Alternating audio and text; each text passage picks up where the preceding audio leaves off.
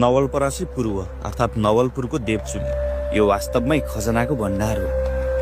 5 पाण्डव गुप्तवास बसेको यो स्थानले के सँगालेको छ कुन्नी, आजकल धेरै मानिस तान्ने बनेको छ यो स्थान।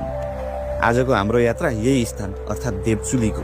प्रतिकूल मौसमसँग लाप्पा खेल्दै हामी देवचुलीतर्फ बढ्नेछौँ। हामी बिचोक भएर यसरी बसेको एउटा सारा आएको चाहिँ गयो यार, कस्तो कामेको छ यो, तातो पारिदिन्छ। आइस आजको यात्रा नारायणी किनारको चितवन नारायण घाटबाट सुरु गर्दैछौँ।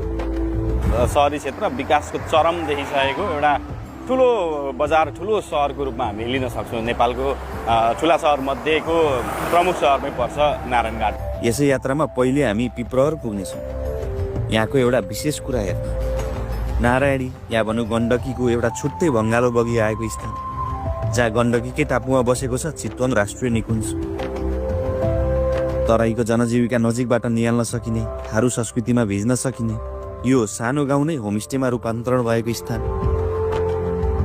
ठुलो क्षेत्र, तराईको फाँटिलो स्थान, धानबालीहरू प्रशस्त, छेउमै चाहिँ नारायणीको एउटा भङ्गालो आएको र यसमा चाहिँ माछा मार्ने स्थानीयहरू चाहिँ त्यहाँनिर व्यस्त देखिनुहुन्छ। माछाहरू मार्दै जालबाट थाप्दै अनि घरतिर लिएर जाँदै। पिप्रहर घुमिसकेर हामी देवचुलीको बाटो लिनेछौँ। यात्राकै क्रममा निकै रमाइलो स्थान छिचोल्नेछौँ। केही सहज बाटो, केही डरलाग्दो भिरको बाटो पार गर्नेछौँ। पहाडी भेगको अनौठा र रोचक स्थानहरू पुग्नेछौँ। निहुरेर हेर्नुपर्ने मानव बस्ती पनि पुग्नेछौँ। पोखरी बजारको पुरातात्विक पोखरी, रानीले प्रयोग गर्ने पोखरीको इतिहास स्थानीयबाटै सुन्नेछौँ। माथि चाहिँ लोधरपुर भन्ने चाहिँ उसमा मङ्गलसेनको राजाले चाहिँ राज्य चलाउँथ्यो अरे। त्यतिखेर त्यो उहाँहरूको चाहिँ रानीले चाहिँ साह्रो रमाइलो लाग्यो मलाई चाहिँ यता तल तलको दृश्य पनि देखिन्छ कति ठाउँ। देवताको बास रहने मानिएको देवचुली, आउनुहोस् तपाईँ हामी सँगै यात्रा गरौँ है त यो रहस्यमय स्थानको।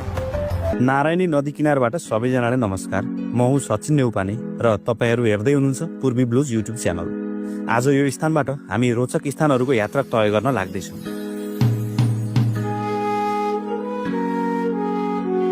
नारायणी गण्डकी या सप्तगण्डकी नदी हो यो। यहाँदेखि नै दाहिनेतर्फको सहर हो नारायणघाट, जसलाई नारायणगढ पनि भनिन्छ।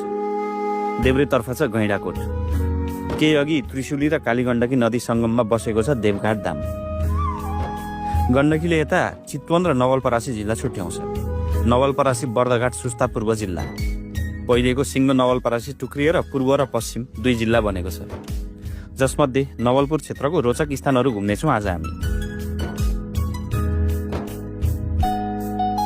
ल हामी अहिले छौँ नारायणघाटमा। चितवनको नारायणघाटलाई नारायणगढ पनि भनिन्छ, पहिले चाहिँ नारायणघाटै भनिन्थ्यो, त्यो हिसाबले मैले नारायणघाटै भने।